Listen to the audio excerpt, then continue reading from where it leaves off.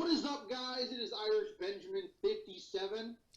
And I am NDSean45, and together we are... The Irish Brothers. That would be the two Irish brothers. Anyway, Ben, it is awesome to be a part of this. This actually, folks, was all Ben's idea. He wanted us to join forces and start making videos together.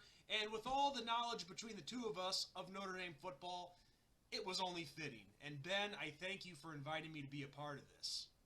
I mean, who else would I have, Sean? You're like the best man for the job, so there you go. Oh, okay, now you're just being too damn nice. Stop the BSing, man. You had all these options and you come to me? Just admit it. You were freaking desperate. You're right. That's exactly what it was. But let's not forget who, started me on this journey. It was you, really. Because when I started making videos, it was because I'd been watching yours and finally decided to jump outside my comfort zone and make videos. Well, so if that's how it is, man, if that's how it is, I really do appreciate that. I'm glad I was able to inspire you in some way. And also, folks, if you're having a hard time hearing me, long story short, my microphone went out, so hopefully I'm coming in better than what I think I am. So, but I guess that's the thing with first episodes is trial and error, right? Yep, totally. We'll only get better from here, and it'll evolve. We have some more ideas for future episode shows, however you want to say it. So exactly. Yeah, it's pretty exciting. It's pretty darn exciting to do this. And just to let you all know what Ben and I have in store for this channel, basically the sky's the limit, I think. Wouldn't you agree, man? Totally. There's so many avenues we can go down.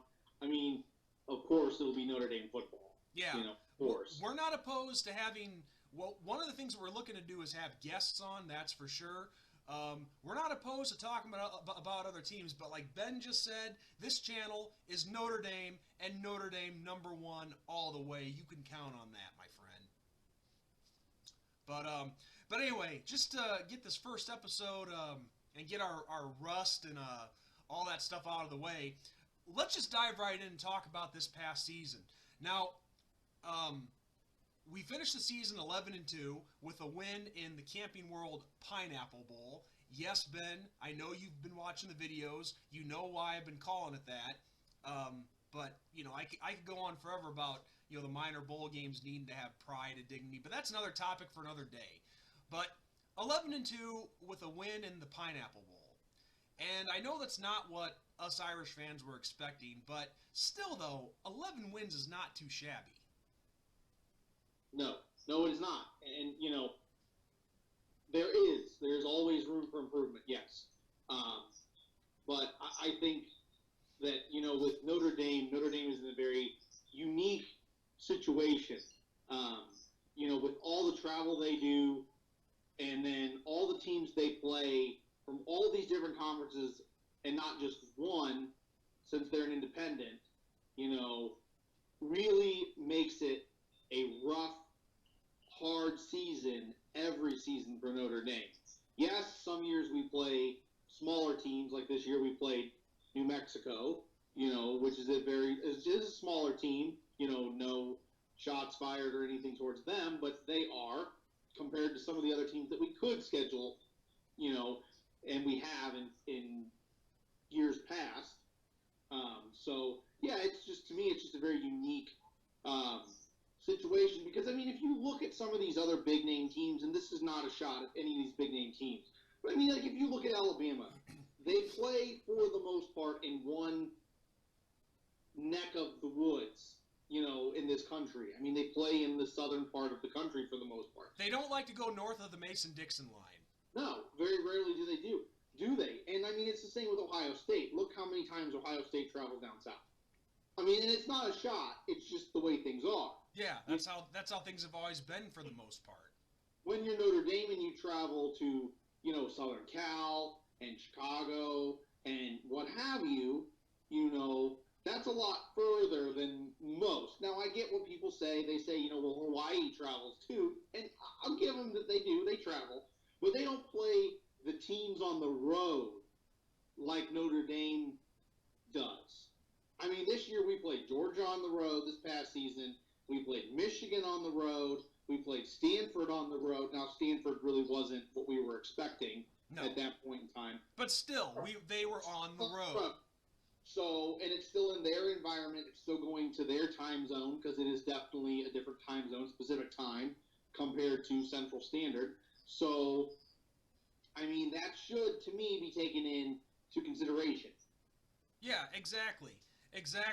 And also, it amazes me, too, that from a lot of our own fans and our fan base, from reading the message boards and comment sections, which I've said numerous times are just a cesspool and where brain cells go to die with all the things that I read on there.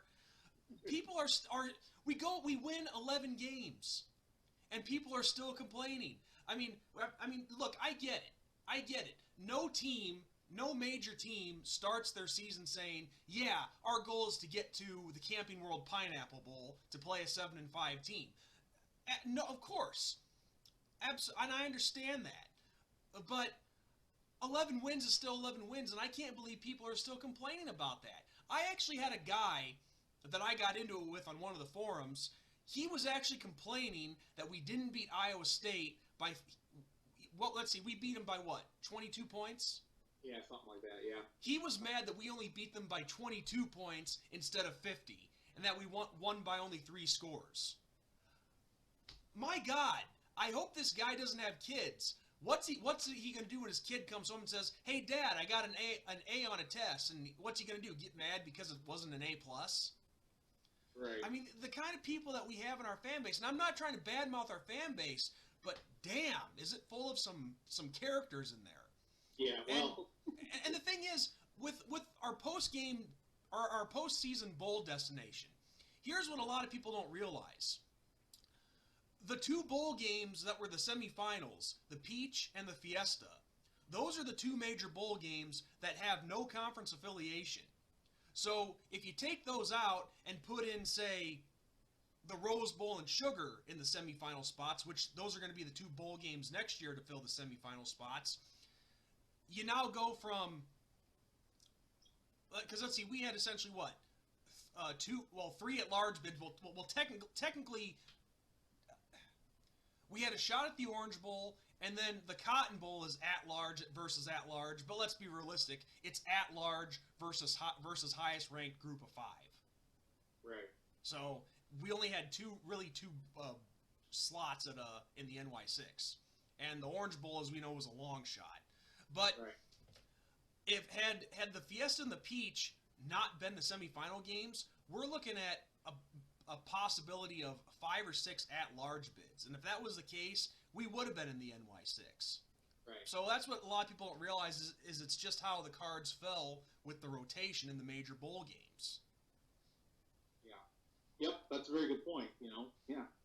But I will say this, though, and this is not trying to be sour grapes. This is just calling out the obvious. You know damn well, Ben, that committee, the only reason they left Virginia in the top 25 after that thrashing to Clemson in the ACC title game was to make sure that we didn't get in, that we had no shot whatsoever to make the Orange Bowl. Yeah, it's us against the world. It really is. The committee. I mean, if you go across the board and you look at some of those people and you look at their affiliations, I mean, it's no wonder. I hate saying that. I hate being that guy. Yeah. That as well, that's how it is. But that is how it is. It is.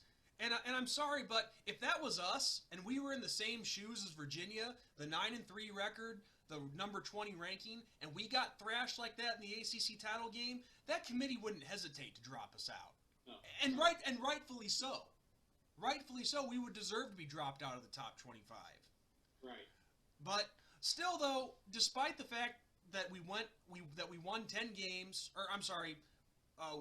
that we won 11 games and that 11th win was in a minor bowl game, it's still 11 wins, and that's not something that people should be complaining about. Right. I mean, yes, you have to work on winning the big games on the road. Especially on the road. And when you look at our schedule, we only had 1 bad game this year, and that was the debacle up in Ann Arbor. But other than that, Georgia was an impressive showing, but again, at the same time, those impressive showings have to start turning into wins. Right. And I understand the people's frustration with that. But to say that, oh, this team sucks and blah blah blah blah because they only won 11 games, give me a freaking break. Right. I mean, I don't know. I just don't know. I just don't understand why our fan base can't take the good with the bad. Yeah, I don't know. I really don't know. It's with Iowa State, according to analysts, and I mean, I don't know an absolute ton. I don't follow Iowa State religiously or anything like that. They're one of the smaller programs that I can't stand, to be very honest with you. They say that they are like a potential Big 12 champion next year. So to beat them the way that we push them around, if these analysts are correct, in saying that their quarterback and their team of Iowa State's going to do these amazing things next season, that's saying something as a program. Now, like you said, should we win these close games against good teams on the road? Yes. That's what an elite program does. They win on the road. I watched Alabama and Michigan. Yes, my head didn't explode. But I did watch Alabama and Michigan. And as much as I don't like Alabama, they are, without a doubt, the best program when it comes to finishing people off. Oh, I agree. I agree completely with that. They know how to put their foot on somebody's throat and finish them. I mean, I thought for sure Michigan was going to win that game. And I didn't want Michigan to win that game. I didn't, because I knew what people would say if they beat Alabama. I knew where they would go with that. But, I mean, Nick Saban and Alabama, they were like, nope, sorry, not so fast. Yeah. And it's every time. Like, every time. There's only a few schools that can really, say that they took Alabama down, when it comes to, finishing blows. I mean, it's incredible. So, if you're Notre Dame, yes, you need to be that, like that. That is the ultimate goal. Because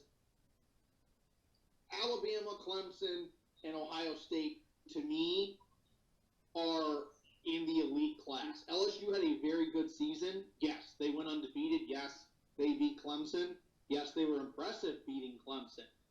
But if they do the consistency factor that Ohio State, Alabama, and Clemson have, then I will put them in that elite. Yeah, that's the million-dollar question. Can the Tigers follow it up?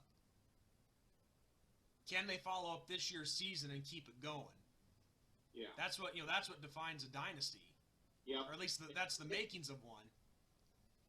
Yep. Yeah, it's crazy. Yeah, so I guess we probably should get talking about some Notre Dame news here. What do you say? Yeah, let's do it.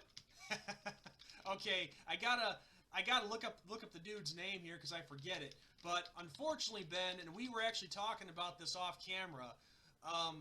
Notre Dame had a defensive back recruit that just got arrested. Landon Bartleson from the state of Kentucky. Yeah. And it has now become official today that he has lost his scholarship, and Brian Kelly has announced, you're not welcome in our football program anymore. Yeah.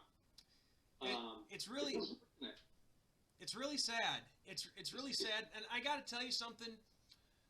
From reading the articles, it looks like car burglaries and stealing weapons or something like that.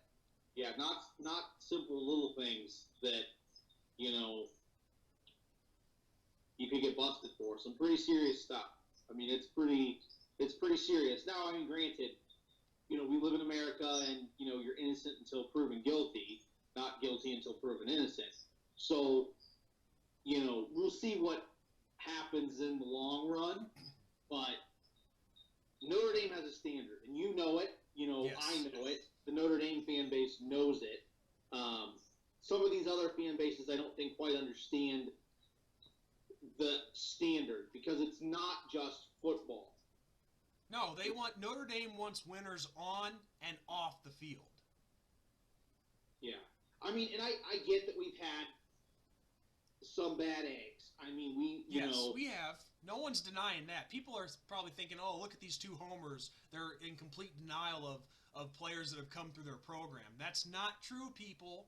Right. Not true. And look what's happened with a lot of those guys who have screwed up. They've been kicked off the team. I mean, we had 4 guys kicked off because of a rogue tutor whose story wasn't even straight, but those players were still dismissed. Let's see, DeVaris Daniels and Kavari Russell, and I forget the other 2. Yep. Yeah. I mean, and then even like after Notre Dame, you know, Michael Floyd getting in trouble. I can't think of his name. Prince. Oh, it's Prince something. Prince Shembo? Yes. He got in trouble, you know. So, I mean... He shot his girlfriend's dog. But, right. I mean, it's like, what are you thinking? But, I mean, you name me one organization, whether it's religious, political, what have you, that has everybody perfect. It doesn't. There's none. Now, Notre Dame does have that standard when you are at the university. They do not, they take it very serious. And as a private Catholic institution, you should. I mean, the state of things in the world right now, you have to. I mean, it's the wrong time of the world to be doing anything of that nature. Absolutely. And with this kid, in this particular case, you know, myself, I wasn't 18 all that long ago. It may seem like that, but it wasn't. I just turned 34 this month. But I think back to when I was 18, and of course, every 18-year-old, they all think that they have things figured out. You know, they're on top of the world. They're gonna fall. They're gonna make mistakes. We all did when we were that age. Yeah. Now what he did is not unforgivable in life. You know, he can recover from this. If he truly wants repentance for it, he can go get it. He can get his forgiveness. He can make up for it. But in regards to losing his scholarship and his chance to play for Notre Dame, that is a fitting punishment. Yep.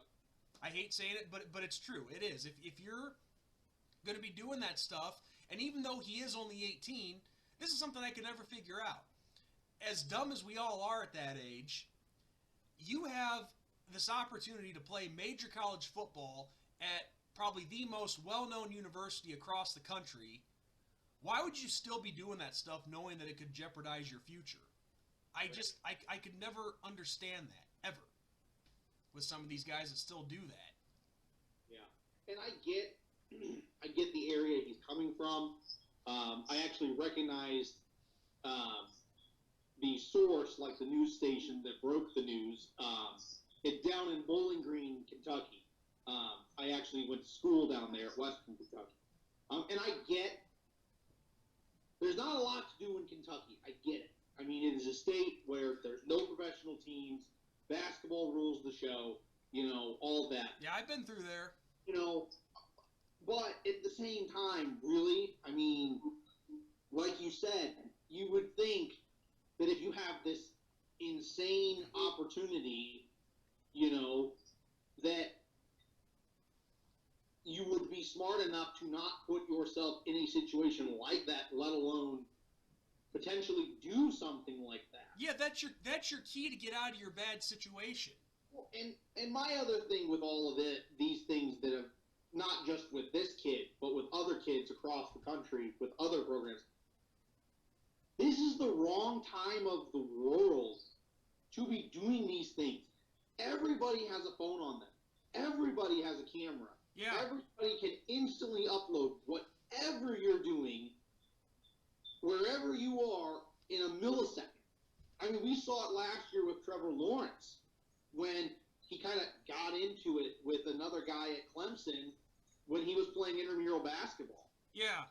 People were making a big stink about it, saying, oh, well, look what Trevor Lawrence did. No, that's a guy being a guy and being competitive. But somebody got a video of him at the student union and put it up online. Yeah, and that's the problem with our society is people forget that these guys you see on TV all the time, these athletes or whoever, take your pick, they forget that they're only human too. Right. I mean, obviously Trevor Lawrence in an intramural basketball game, he's going to be competitive. He has that competitive edge. But of course, people are going to see that and they're going to get the complete wrong idea about it. Right. I mean, he's still a young kid who's in the process of growing up. But what's wrong with being competitive anyway? Right. That's why he's a winner. Right. Right. I mean, everybody that has any competitive bone in their body, is going to be that way. I'm sorry. I mean, it happens. Yeah, but still, the point is, with phones being everywhere, you really don't have any privacy. No, there's not like you can do something really stupid and get away with it these days. I mean, everything has changed, and it has changed so quickly. I mean, within 10 years, the dynamics have changed. Mm-hmm. It's incredible. True. I mean, it absolutely is. I can't imagine what it'll be in 10 more years, to be very honest with you. So yeah, it's very sad to lose someone like him, especially at the position we lost him at. I mean, he was a cornerback, so our defensive backs for that class just took a shot. Yeah. But we've been doing a really, really amazing job at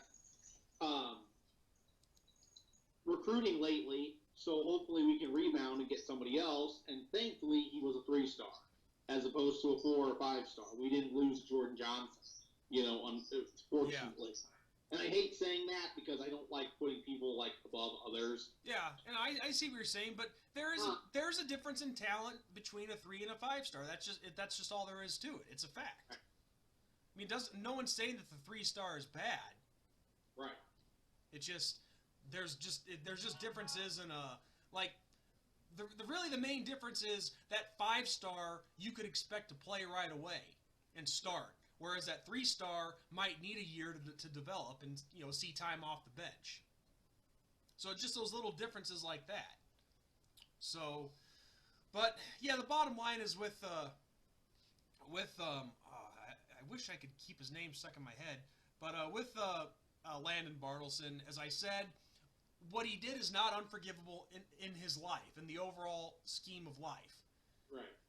He can make up for it, and I hope he does. But I'm sorry, Mr. Bartleson, you're not going to be playing football for the Irish. Would have loved to have had you, but you can't do stuff like that. You can't be breaking into cars and stealing weapons and expect to just get a pass. Yeah. Maybe if it was opening a can of beer, then yeah. But there's a major difference between having a drink underage and breaking into cars and stealing guns. Major difference. Right. But so moving right along, the next big piece of news. Well, this isn't exactly news anymore. It's been a couple of weeks now. But your thoughts, Ben, on Phil Dracovic transferring out of Notre Dame? He ends up with the Boston College Eagles. And myself personally, I knew as soon as Tommy Rees announced that he was coming back for his final year, that pretty much wrote the writing on the wall for Phil Dracovic. Yeah, it's to me, it's not as upsetting that he went to Boston College as the fact that we lost him as a whole. Losing him to Boston College stinks because, of course, we play the Eagles just about every season. But my concern is we just lost our legit second-string quarterback that's behind Ian Book. So what happens if Ian Book is banged up or misses a multitude of games? Because now you're going to people behind Dracovic that, to me, in my opinion, aren't quite ready yet. The only other quarterback on our roster right now after Drakovic's departure is it Brendan Clark, I think his name is? I think you're right. And then Pine's coming in. Yeah, Drew Pine's coming in, and then I think in 2021 you got a kid named Buckner coming in. Tyler right. Buckner, I think his name is. We'll have guys, and yes, it's next man up in football. I understand that, but at Notre Dame, same with at Alabama, at Clemson, at Ohio State, you name the big program. The teams you're going up against, talent-wise, are just as good, if not better than you. So my biggest concern losing Dracovic is if we lose Ian Book, where are we? Regardless if the way I see it is this, regardless if Ian Book goes down or not, Brendan Clark and Drew Pine, they're both going to have to grow up and mature pretty fast. Right. And be ready. I'm not a QB whisperer. I'm not an expert. You know, I'm an Same average here. I have an average Joe job. You know, I have a great family, but, I mean, I'm not the Kardashians. I'm not, you know, this elite family of coaches like Hey, be glad that you're not the Kardashians and that you have your brain cells, Ben. Right. But bad comparison. You're smarter than the Kardashians. You're too good for the Kardashians, my friend. If I'm Brian Kelly, I am playing these guys behind Ian Book as much as I can. If you get up 3-4 scores in a game, you pull Ian Book, you put these guys in. I don't want to see, in my opinion, like a Sam Bradford situation when he was still playing for Oklahoma going for the Heisman, where he throws 5 touchdowns in one game. You got to get these kids experience. They need reps. I mean, they need it. I don't care that you're going up against your buddies in practice. You know, real-time game speed is way different, and you're going up against guys that don't like you. Absolutely. And Notre Dame has target on their back. I'm sorry. Even these smaller teams, you know, people say we should beat Bowling Green by 60 points or what have you. That is that team's bowl game that's playing against you. You know, when you're playing Bowling Green, New Mexico, whoever, that's their bowl game. So they're gonna bring it. Yeah, know? those are teams that they're not gonna even sniff the NY6. Right. They'll be lucky to sniff the Red Box Bowl or the Cheez-It Bowl. That's what they're playing for. Unless it's a very rare year, like where we saw like Northern Illinois, you know, go and play Florida State. Yeah, and I was in the Orange Bowl. Which was Orange Bowl, yeah. I was down there for that. It's cool. I mean, it was neat to see. You know, we both of us actually live in Illinois, so it was cool to see a smaller Illinois team do that. Yeah. But it's not going to happen every year. No, it's not. It's not. Back to Dracovic, I am very interested to see what happens with Dracovic because we kind of hyped him up, like the coaching staff hyped him up. Fans were really excited about him. For the most part, the vast majority of people, as you probably saw on message boards and Instagram, Facebook, Twitter, MySpace, whatever you want to say, really thought that Dracovic was the next big thing at Notre Dame. Well, you see, here's the thing with Phil Dracovic. When Dracovic and Book, when they first came into Notre Dame, Brian Kelly specifically said that Ian Book was brought in to be the backup quarterback. That's what his role was. This was supposed to be Brandon Wimbush's team. Wimbush was supposed to lead us, and then it was supposed to be set up for Phil to take over after that. Well, obviously, as we saw, Wimbush started to regress, and Kelly played Ian Book, and Ian Book turned out to be a very pleasant surprise. Yep. Very pleasant surprise. I mean, look at the numbers. The numbers don't lie. Despite him having some bad games and inconsistency at times, he's not a bad quarterback. He turned out to play very well for us.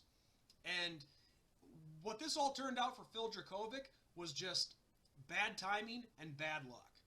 I mean, because nobody knew that Ian Book was going to do what he's been doing now. Right. And Phil is a guy that you have to have out on the field. He's too good. He's too good a talent to just sit it on the bench. Right. Yeah. No. It is mind-boggling, this whole situation. And like I said, it'll be interesting to see what happens because if he goes and wins his appeal, because right now, currently, he will not start this season. He will not be eligible to start this season. So if he doesn't win his appeal, he would be in the same situation at Boston College that he would have been here at Notre Dame. So I guess he's very confident that he's going to win that appeal. So I think he's going to. I would go out on a limb and say he wins the appeal. So then we get to see what he really is. We get to see what he's made of. And if he takes Boston College and turns them into a legit contender, and then we see them go up against Clemson in the ACC championship, because I'm sorry, it's going to be Clemson in the ACC championship next year, then yeah, he was the guy, and we really, missed on a golden opportunity. But if we play him and we push him around, then maybe he really wasn't as good as advertised. Maybe everybody hyped him up a little too much. Well, and it's funny that you mentioned that, because I was talking with my brothers about this a couple weeks ago, and my younger brother said, well, Sean, if he's like, I'm not saying Dracovic is bad, but if he was that good, he would be out on the field. Kelly would be starting him over Ian Book. And maybe that's not completely fair, but at the same time, he does kind of have a point there. If he was better than Ian Book, he would probably be on that field starting over Ian Book. Right. I mean, you could argue it a million different ways, but it's kind there is some truth to that. That's all I'm saying. Right. And I have nothing against Dracovic. Oh, me neither. Absolutely not. It's one of those things where people fail to realize, fans fail to realize that these guys need to be out for themselves. I get that football is a team sport. I get that, it's a brotherhood. I get that. But at the same time, at the end of the day, you have to do what's best for you. Yeah, especially if you think you have a future playing this game professionally. Right. What's best for Dracovic is stepping out and away from Notre Dame, because he's only going to get 1 year of play time if he's at Notre Dame. Clearly, Ian Book's the starter. Clearly. Well, actually, I think after this season, had he stuck around, he would have 2 years of eligibility. Would he? Yeah, because he you can the redshirt rule. You can now, when you redshirt a freshman, he can actually play in 4 games that year and not lose any eligibility. So as long as he's not in his first year, as long as he's not playing in more than 4 games, he still has 4 years of eligibility after that season. So then he gets 3 years technically. If he wins this appeal, he gets 3 years. Yeah. Yeah. So that's basically a whole college career, because most people don't start all 4 years. No. I think we've only seen it a couple times, to be very honest with you. And then with major schools too, and I get that some people kind of are sour that he went to Boston College, because it is a direct rival of Notre Dame. But I think it depends. It really came down to who said that he would start immediately. And I guess Boston College just said, "Hey, man, you come here and you're number one, man. We'll you give get you it." a shot. And then also, maybe he just wanted a Catholic education. I don't know. Because it's another private Catholic school that is top-notch when it comes to academics. Honestly, in the world of academia, that doesn't make a whole lot of difference, but I'm not going to take this video into some territory that I don't want it to go. Right. But I'll save that. I'll save that for my own channel. But yeah, if somebody at Boston College made him a promise, then I guess it was kind of hard for him to pass up on it. Right. And so the last thing that we have to talk about in this video, the other biggest news, Tommy Rees, former Notre Dame quarterback, was officially named the offensive coordinator by Brian Kelly this past week. I'm going to just dive right in on this one, and of course, you'll get your chance to add whatever thoughts you have, but I thought that Tommy Rees did a pretty good job in that Pineapple Bowl. I mean, it looked like, now, it kind of got off to a rough start where they had the 3 and out, the drive stalled. I mean, thankfully, the special teams made a play, and we were able to pick up where we left off and get that touchdown to start the game. But for the most part, after that first drive, he really got going with the play calling, and it was pretty good for the most part. Yeah, he did a good job. It's one of those things where, for me, and I'm one person. I don't speak for everybody as a whole. It's a wait and see situation for me. You know, I'm not going to immediately say, there's no way, ain't going to work. Sorry, you know. But I'm also not going to say, well, he's the savior. We finally have turned that corner as a program. We've gotten into the elite status of the college football world. It's a wait and see for me. It really is. Yeah, and the sky's the limit for him. He could be. Now, granted, he wasn't the greatest quarterback on the field, but sometimes guys can have better minds than skill. As crazy as that sounds, and I'm not bad mouthing Tommy as a player, but let's face it, he wasn't Joe Montana, he wasn't Peyton Manning, he wasn't John Elway, he wasn't Dan Marino. No. I mean, I'll tell you one thing. The one time where I thought he did look like Joe Montana was when this happened. 2 words. Andrew Hendricks. I was at that game against USC. I think it was 2013, I think it was, when they had that 14-10 defensive battle in the rain. I was at that game in attendance, and that was the game when Tommy was hurt, and they had to start Andrew Hendricks. And boy, oh boy. It shows you how much, you know, when you got a guy that you complain about all the time, that was one of those times where you realize you took a guy for granted. Yeah. And it really hurt not having him in. Yeah. but yeah, with him stepping up as Notre Dame's offensive coordinator, why not? He's now got the chance to prove himself, show what he can do, show what his mind can do as a play caller. Yep. And it'll be. I get the gripes. I get it. You know, inexperience, very young. You know, has always been a part of Notre Dame. Played under Brian Kelly. You know, I get all of those. But on the flip side of that, this is a guy that can connect with these players in more ways than just about anybody else you could bring in from the outside team. You played at Notre Dame, so you know the expectations.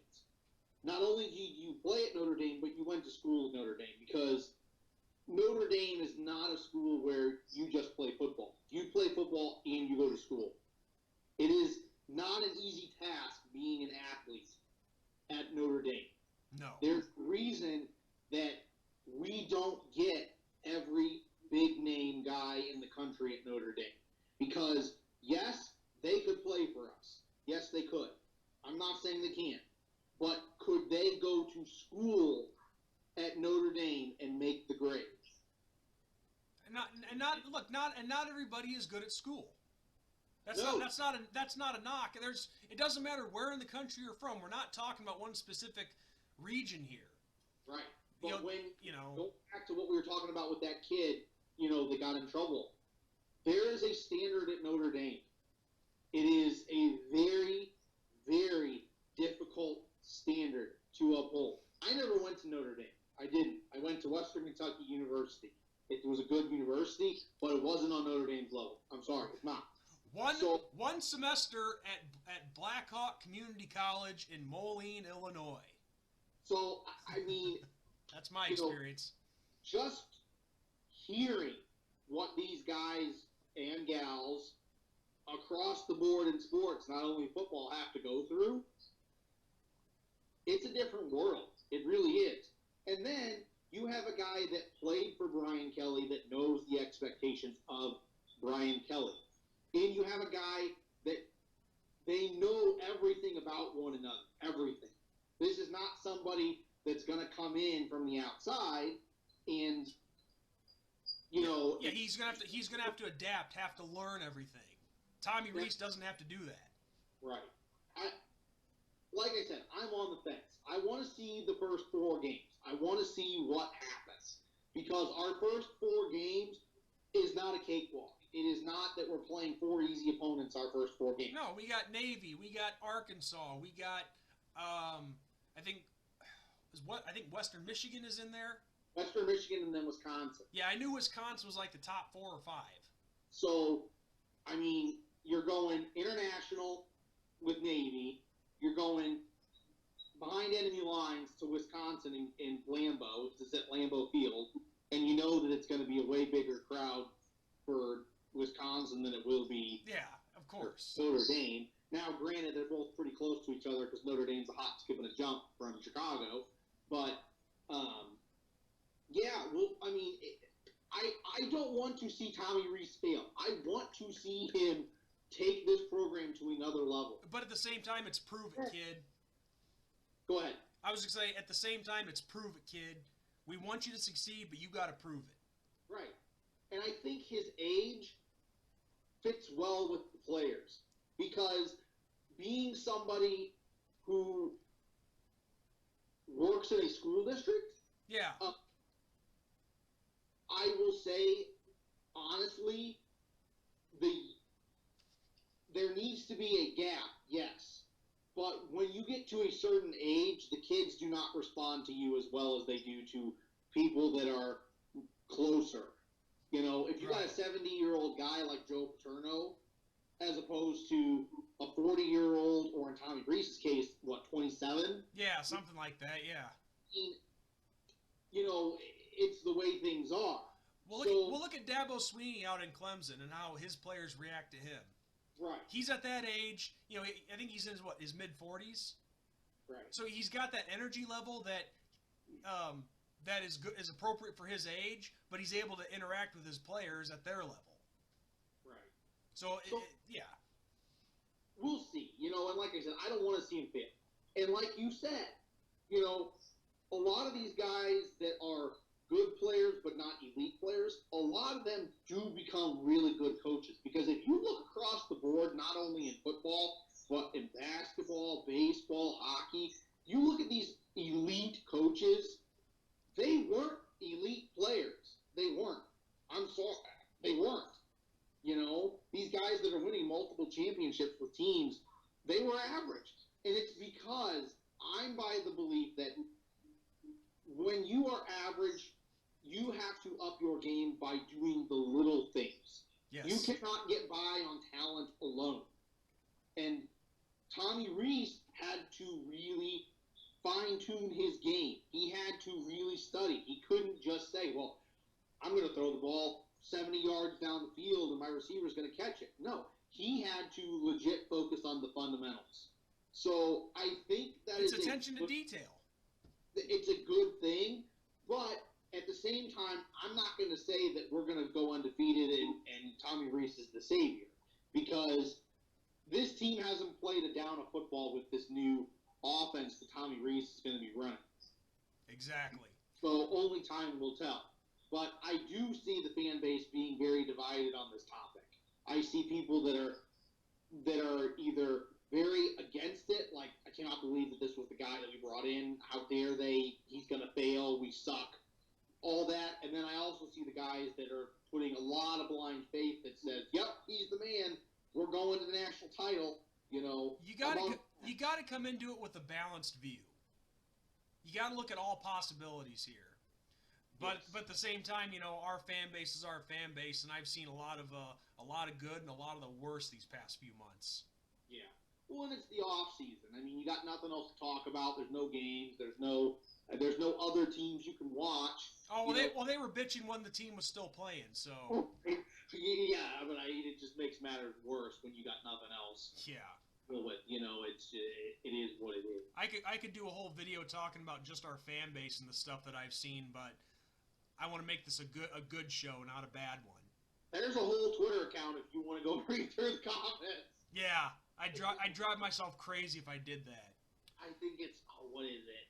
I don't know the exact thing. It's like either like shit that ND Nation says or stuff. I don't know. It's something like that. And there's like a Twitter and a Facebook page, and they post like legit quotes of like people on the good and the bad, like, you know, blah blah blah, Brian Kelly, blah, you know, sucks, all this kind of stuff, and then the vice versa of it. So yeah, it's interesting to see that, and then of course there's always people that get really offended by that, so they're all there. Well, let me just say this about our fan base: the worst of the fan base, they could get a free lunch and find something to complain about with it. That's true. But yeah, look, dude, we just hit the 45-minute mark for this first show. Hopefully people will watch us for just a couple of us schlums talking for this long. That's a lot of hot air coming out of both of our heads. Yeah, yeah. But it's our first show. We should make it something special. I just hope everyone at this point is still with us and gave us a chance. But one last thing before we wrap this video up: Super Bowl projections. Oh no. Oh man. I'm going with the Chiefs. You really think the Chiefs can do it, huh? Yeah. I don't know. I really don't know. I think the Niners are a team of destiny. I really do. I don't like saying that. I don't like the Niners. Sorry if I just hurt somebody's feelings that's watching this. But they also do have a couple Notre Dame guys on their team. Yeah, Mike McGlinchey and Sheldon Day plays for them. That's right. Sheldon Day does play for him. So we'll see. I mean, I'm one of those guys. I don't have a dog in this fight, so. Well, myself, I just don't like Silicon Valley, so I'm going for the Chiefs by default. I just like both of them so much. It's really hard for me to pick. But I think honestly, like if I had to say like who I think will win as opposed to like who I would want to win, I really do think the 49ers will pull it out. I do. But I also do want them to beat the Chiefs. I can't pick the Chiefs. Oh, you can't? Well, I guess you are a St. Louis fan, so. I don't understand. I grew up. Well, I didn't grow up. I spent. Let me think. I was 16 when I moved to St. Louis, just about 16, and then I moved away when I was 26. So that's what, 10 years? So I was in St. Louis for 10 years. Now, granted, my family's originally from St. Louis. So it's kind of one of those things where if anybody lives like in Pennsylvania or they live in Ohio, they understand this, that you hate one team and like the other. And you have to pick sides. It's in Missouri, it's you either like the Kansas City teams or you like the St. Louis teams. There's no like, well, I like the Cardinals and I like the Chiefs, or I like the Rams and I like the Royals. It's like Chicago. You're either a North Sider or a South Sider. Right, but that kills me because y'all root for the same hockey team and football team. Yeah. It's like you hate each other in baseball, but you're rooting for the same black. Yeah, I know. It's weird how that works. It's really weird how that works. But yeah, no, I think the Niners will get it done. I really do. It really could go either way, I think. The Chiefs, to me, they just, I don't know, this postseason, there were a lot of drops in the games. I don't know how much you actually watched, but to me, they just weren't that crisp. They got their stuff figured out because, I mean, they came back, from a 24-point deficit to beat the Texans. Oh, that was incredible. Which was insane, and then they beat them by what, like 3 scores or something like that? It was ridiculous. But they also had to come back against the Titans. I mean, the Titans, looked like they might go the distance. See, I would have loved to have seen Tennessee make it. I would have too. I really would have loved to see Tennessee. Oh, that would have been great. Would have been great, but you can't always get what you want.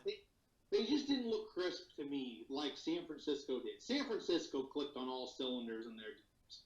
So we'll see. Maybe preparation for the game will change things. But I was just glad that they knocked Green Bay out because you know me, being a Bears fan, I hate the Packers. Yeah, I hate the Packers. I'm not saying all Packer fans are, but the biggest dickheads I know are Packer fans. So. See, you don't live where I live. See, you live a little bit more north than where I live. I'm in the Quad City area near Iowa. Are you? Okay. Yeah. Well, you're still more north than I am. But here, and I don't know how if it is as bad as it is here as it is for you, but here it's like 50-50 here. There's a mix. And the other thing here, which I've never understood, is we have a lot of Steelers fans here. And you can find Steelers gear at Meijer, Walmart, what have you here. That's really weird. So it's like one of the three, but yeah, 50-50 for Green Bay and Bears. I see just as many on both sides. I would in my area in the Quad Cities, like here in Moline, I would say it's I wouldn't say it's 50-50. The Bears are the majority, but you see plenty of Green Bay stuff. Yeah. I think maybe the big thing for us is since, like, State Farm is where I live, you know, I think that since a lot of people come down to work at State Farm, that maybe that's why we have so many Packer fans, because people from Wisconsin come down and work at State Farm. So maybe that's it. I don't know, but yeah, it's interesting here. There's lots of it's 50-50 for the Cardinals and the Cubs here. But one of my buddies at work said that here in our area they used to get more broadcasts for the Cardinals than they actually did the Cubs. So maybe that would make sense why it's 50-50 for those two. Yeah. But yeah, no. So you want the Chiefs to win, is what you're saying? Well, I don't. I'm picking them. I'm not saying I want them to win. Okay. So you think they'll win, and you want them to win? I'm just picking them. I didn't say I want them to win. I don't have a horse in this race like you. But if you had to choose, you would choose them over the Niners. Yeah. But even, like I said, it's not I don't hate the 49ers. I just don't like Silicon Valley. Yeah. And that area. Nothing against the 49ers organization. And it doesn't help that we got Stanford as one of our rivals. Yes, that too. They're in the Bay Area, so I understand. So, all right, dude. Well, I think this is a good point to call it for this first show. Just over 51 minutes. Hopefully, in the next time we do a show, I can get a microphone and sound a little bit better. Hopefully, I'm not too quiet at this point. Hopefully, I go back and watch this and it's okay. But I'll definitely work on getting a microphone for the next show. And to everyone watching, I'm not exactly sure what Ben and I are going to do as far as a schedule. I think we'll probably just go on a film whenever we feel like it basis. What does that sound like to you, Ben? Yeah, whatever works. I know we both kind of work the same shift. You know, I get that, so that kind of makes it so weekends are really like the best time available. Yeah. To record and drop videos, so I get that. So yeah, we'll see what happens. It's ever evolving, and you know, like you said, some guests I'd love to have guests on, and yeah, we can only go up from here, right? I mean, absolutely. You got to get started. Yeah, you got to get started somewhere, and of course, I'm not saying that we're going to necessarily go big places with this, but this is definitely going to be a lot of fun. That's for sure. Definitely a change of pace for me because I'm used to just going solo all the time. So yeah, on that note, people, this is NDSean45. This is IrishBenjamin57. We are the two Irish brothers. Thank you all so much for watching our first episode, and we hope that we can look forward to seeing you guys in the future.